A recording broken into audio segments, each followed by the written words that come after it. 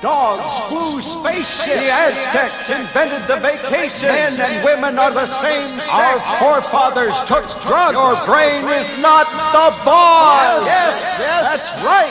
Everything you know is wrong.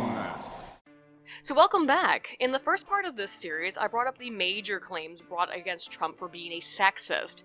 Now it's time for the minor claims. On this journey, I will leave no stone unturned. I will investigate the deepest crevice of the left to identify every last claim of sexism made against Donald Trump. Now, join me, my friends, as we travel down this horrific rabbit hole together. So, to cover every possible claim or issue of sexism, I found this lovely dumpster trash fire of an article from the prestigious Telegraph called Trump's Sexism Tracker. And for the sake of covering every goddamn reason feminists could have to call Trump a sexist, I'm going to go over all of the points. I'm also going to apologize up front because just reading these is making me crack up. Whew. Aiden, we can make it through this. Deep breath. Deep breath. And so, I bring you, in this second part of our series, the 35 times Trump was naughty. So, let's start with number 1. The fat picture. According to Washington Post, Louise Sunshine, who worked for Trump from 1973 to 1985, said Trump kept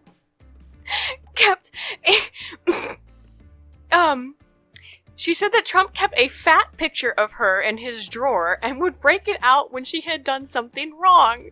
Trump denied the story as totally false and ridiculous, but I have to say part of me really wants it to be true, because that is goddamn hysterical. I know I obviously don't speak for all women. Yes, very obviously. But that's not misogyny, that's just funny. Number 2, when he belittled his wife. Quote, I would never buy Ivana any decent jewels or pictures. Why give her negotiable assets? First of all, wow, what a smart man. How is this belittling? He ended up giving this woman $20 million in their divorce settlement. Why would he give her other valuable things to use as negotiation points? He's a businessman, Telegraph. He talks like one. What a goddamn surprise. You know what my biggest issue with this one is that this is the second one in, and it's logical and not as funny as the first. Come on, keep me entertained.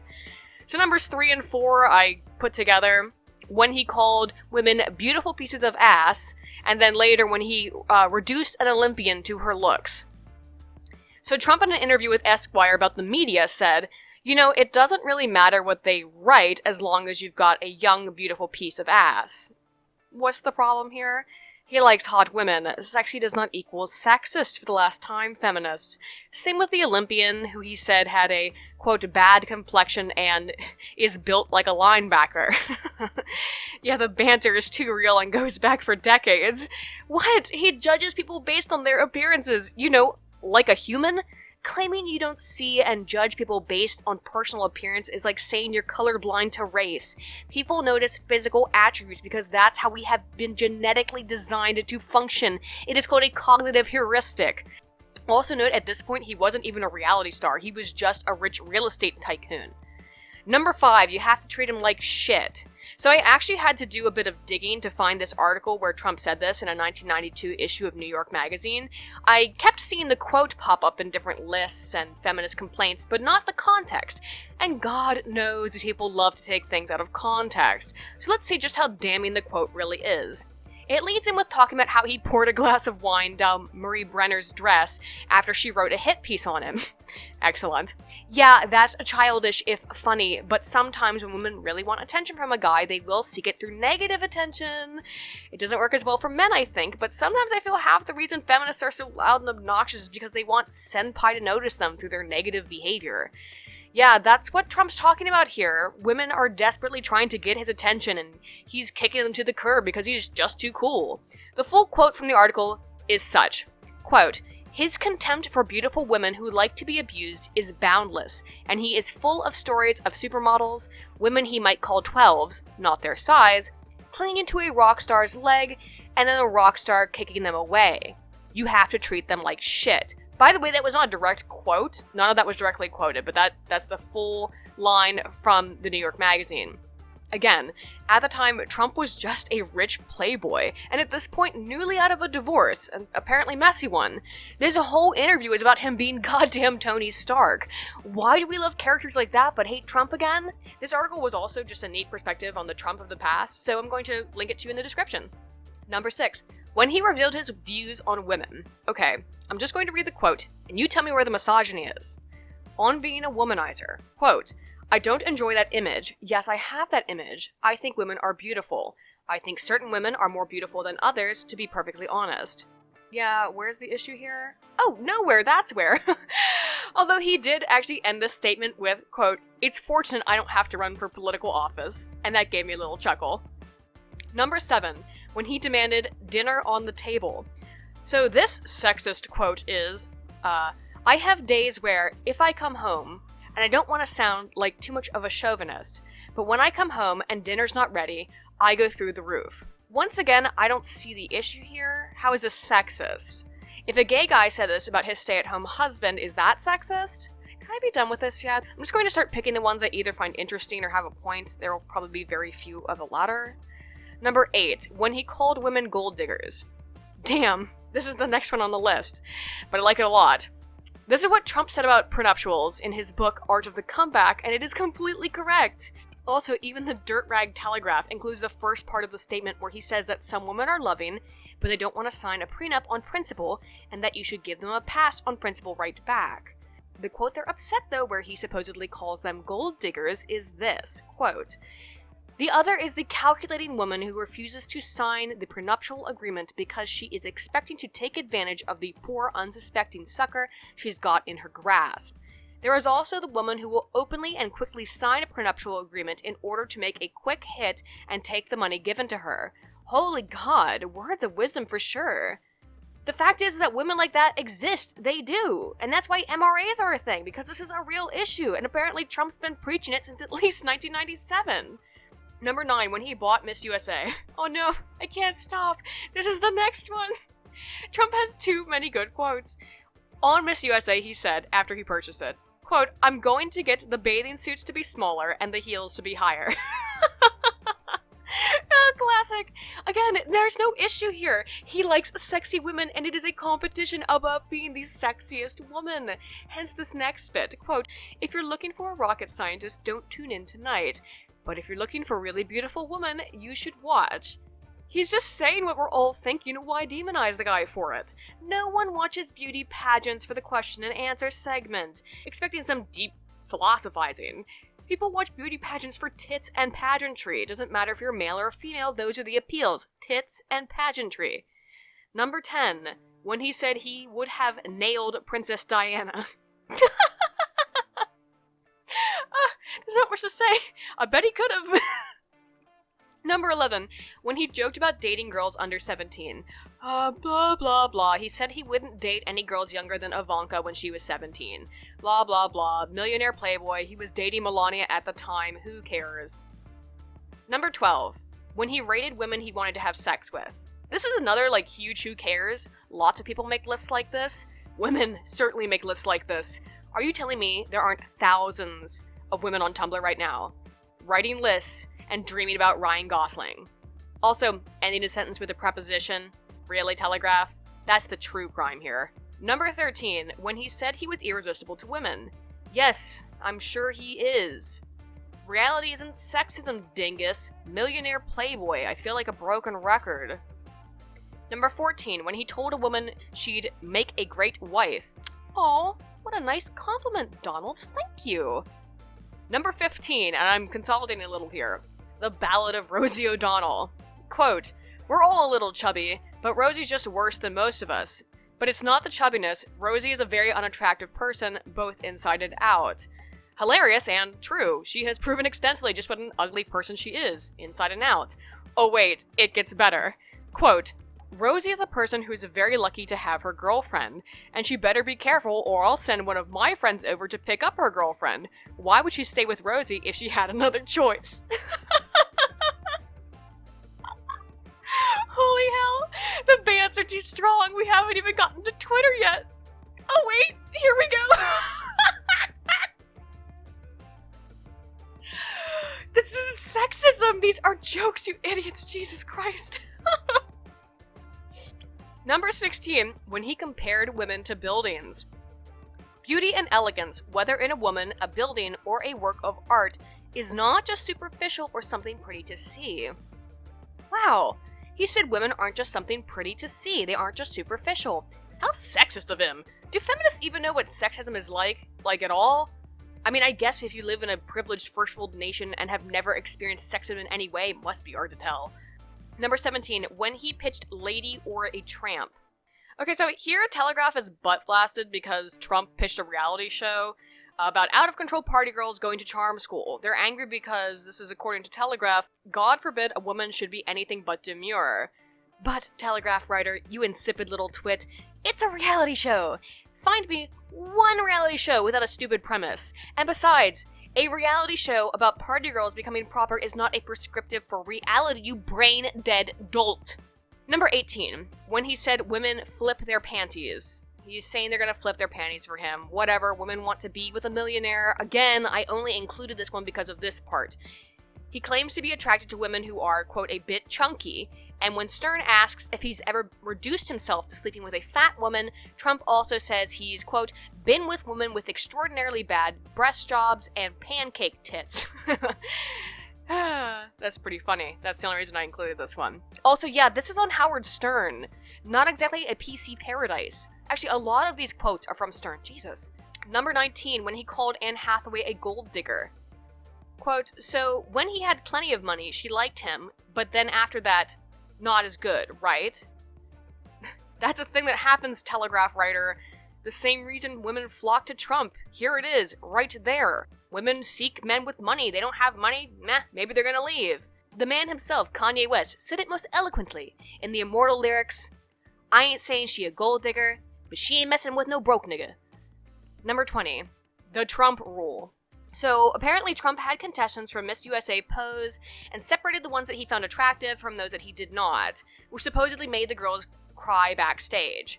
Holy shit, honey. If people judging your body publicly makes you break down into tears, then maybe a beauty contest just isn't the right place for you. Number 21, when he asked men to rate women. This was on his reality show. It's fucking nothing. The author of the Telegraph article brings this up at actually a different point, but still, it's fucking nothing. It was just some stunt for the show.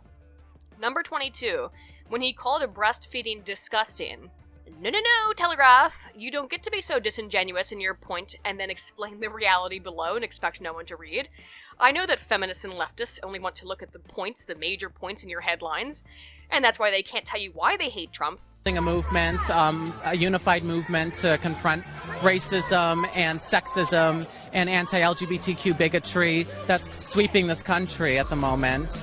Has Donald Trump said anything about being anti-LGBTQ?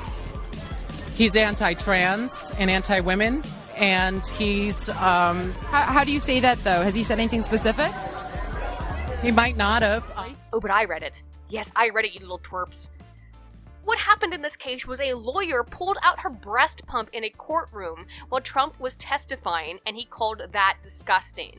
I want to slap this writer so bad. Maybe some sense will rub off on her. Number 23, when he called a female journalist a dog.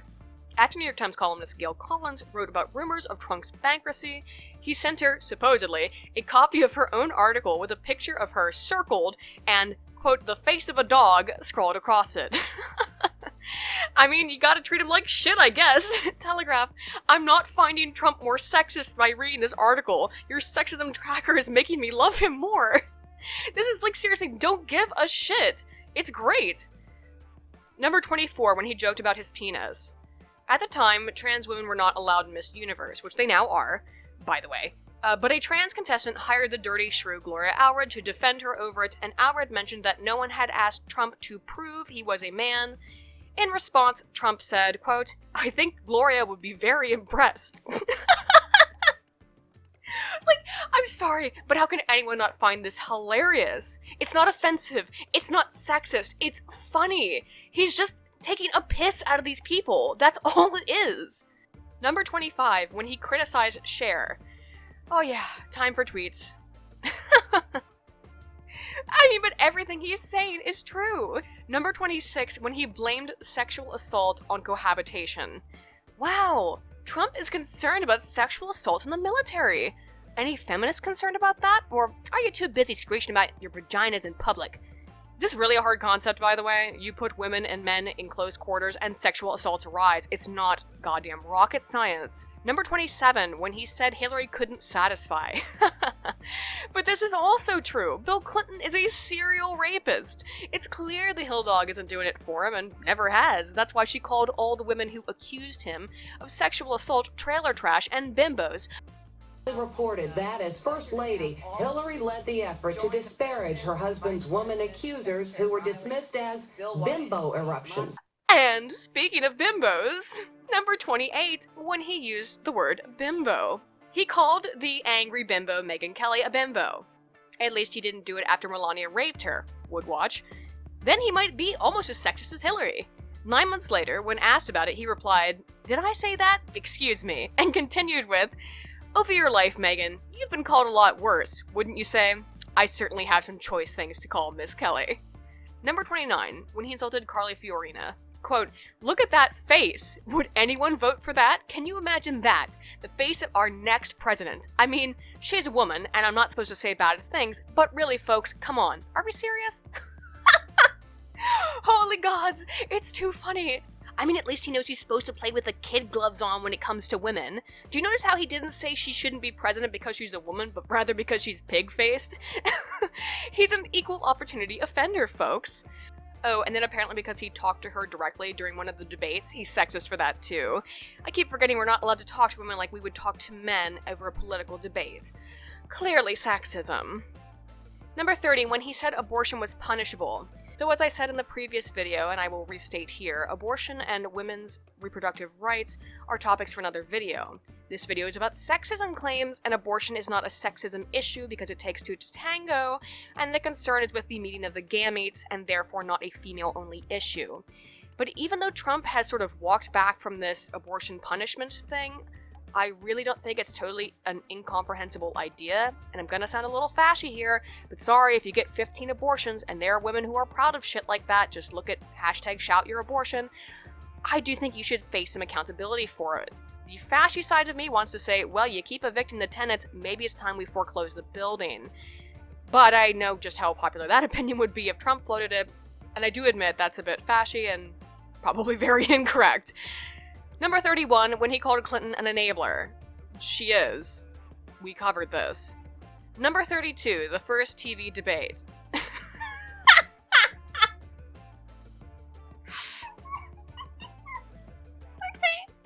So the Telegraph writer here accuses him of mansplaining to Clinton.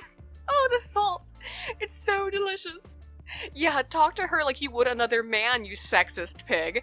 Also, they're angry about this. Quote, "She doesn't have the look, she doesn't have the stamina." Because, Telegraph, she didn't. A hologram might actually have been a more convincing stand-in for a healthy, living human than whatever cocktail of horse tranquilizers Hillary is on. Oh, and apparently, they're also mad that Trump didn't bring up Bill's sexcapades? I mean, you already lost. Do you want to lose harder? Is losing for Dems like their version of winning? They're gonna lose so much they get sick of losing? Please don't get sick of losing. It's amazing. Anyway, also during the debate, Hillary brought up the poignant political issue of Trump calling a model who gained an upwards of 40 pounds after winning Miss Universe fat. Who the hell cares? Why was this brought up at all? She got fat. That's an objective fact. End of story. Number 33, when he said 12-year-old Paris Hilton was attractive. Again, this was an old bit from Stern. I can't find out exactly when this was, but Trump wasn't doing Stern while running, so it's been a while at least. Quote, "Now somebody who a lot of people don't give credit to but is actually really beautiful is Paris Hilton. I've known Paris from the time she was 12. Her parents are friends of mine, and the first time I saw her, she walked into the room and I said, 'Who the hell is that?' Stern, did you want to bang her? Trump, well, at 12, I wasn't interested. I've never been into that. But she was beautiful." Are you implying, Telegraph, that 12-year-old girls cannot be beautiful? If I have a daughter and call her beautiful, is that creepy? What word would you have preferred so as to not make this creepy? Cute? Eek! That gives off some pedo vibes. Pretty, maybe? Here, I googled beautiful 12-year-old girl, not even incognito, and this is the first result from this 12-year-old girl's blog about feeling beautiful. And she is, and that's fine. Look, I get your anal pummeled because he watched her sex tape, but she wasn't 12 in the damn tape. Also, everyone watched it, come on. Number 34, leering at a 10-year-old girl. Thursday night. You going up the escalator? I'm going to be dating her in 10 years. Can you believe it? Oh, more pedo allegations? That's cute. Now, did he say, I would like to date that girl now? No! He said, in 10 years, as in when she is 20. What cult compound do you live in where the age of consent is over 20? I admit, for 99% of the population, we tend to use that little half your age plus 7 equation for what is an acceptable age to date someone younger than you. And for Trump, 46 at the time, that would have been 30. But Trump really isn't in the 99%, is he? He is in the 1%.